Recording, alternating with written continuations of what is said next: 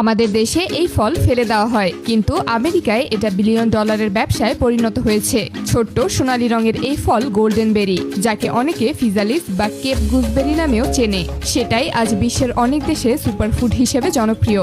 অথচ আমাদের আশেপাশেই এই ফল অনেক সময় অবহেলায় পড়ে থাকে।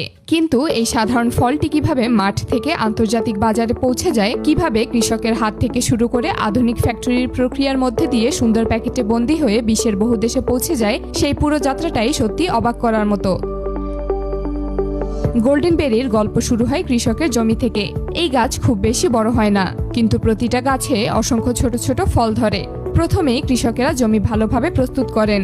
মাটি ঝুরঝুরে করে নেওয়া হয়, আগাছা পরিষ্কার করা হয় এবং জৈব সার মিশিয়ে দেওয়া হয়, যাতে গাছ দ্রুত বড় হয় এবং সুস্থভাবে বেড়ে উঠতে পারে।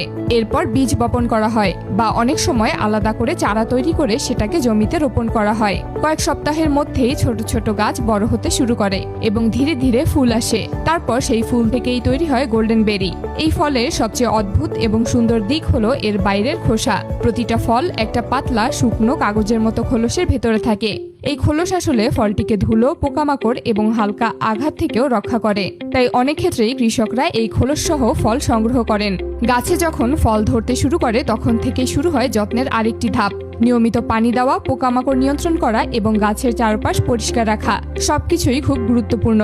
এই ফলের দাম বেশি হওয়ার আরেকটি কারণ হলো এই গাছকে খুব বেশি যত্ন নিতে হয়, কারণ সামান্য অবহেলাতেই এর মান নষ্ট হয়ে যেতে পারে। ফল পাকতে শুরু করলে রং পরিবর্তন হয়, সবুজ থেকে ধীরে ধীরে উজ্জ্বল হলুদ বা কমলা হয়ে যায়। এই সময়টাই হলো সঠিক ফল সংগ্রহের। গোল্ডেন বেরি খুব নরম হওয়ায় এটি মেশিন দিয়ে তোলা যায় না, তাই কৃষকরা হাতে হাতে প্রতিটা ফল তুলে নেন। সাধারণত সকাল বা বিকেলের ঠান্ডা সময় এই কাজ করা হয়, যাতে ফলের সতেজতা বজায় থাকে। সংগ্রহ করার পর প্রথম ধাপেই মাঠে একটি প্রাথমিক বাছাই করা হয়। যেসব ফল ছোট, দাগযুক্ত বা পচা, সেগুলো আলাদা করে ফেলে দেওয়া হয়। ভালো মানের ফলগুলো ঝুড়ি বা ক্রেটে করে সংগ্রহ করা হয় এবং দ্রুত ফ্যাক্টরির দিকে পাঠানো হয়, কারণ এই ফল বেশি সময় খোলা অবস্থায় থাকলে দ্রুত নষ্ট হয়ে যেতে পারে। ফ্যাক্টরিতে পৌঁছানোর পর শুরু হয় আসল প্রক্রিয়া। প্রথমে ফলগুলো একটি বড় কনভেয়ার বেল্টে তোলা হয়।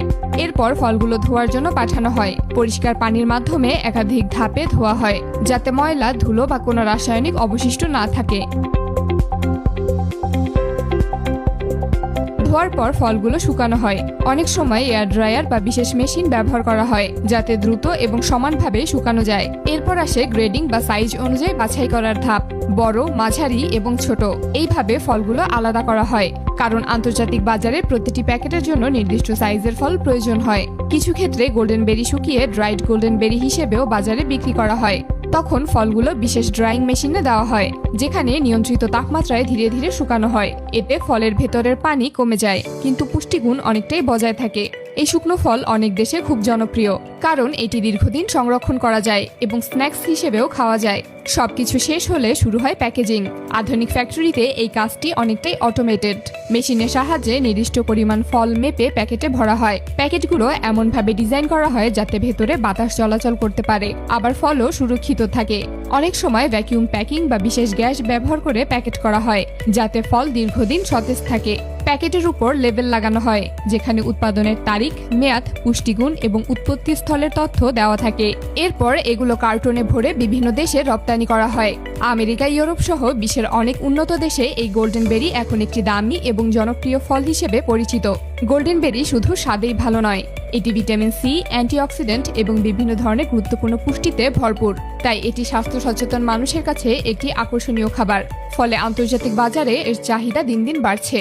যদি আমাদের দেশে এই ফল বাণিজ্যিক আকারে চাষ করা যায়, তাহলে হয়তো আমাদের দেশেও এটি একটি বড় ব্যবসার সম্ভাবনা তৈরি করতে পারে।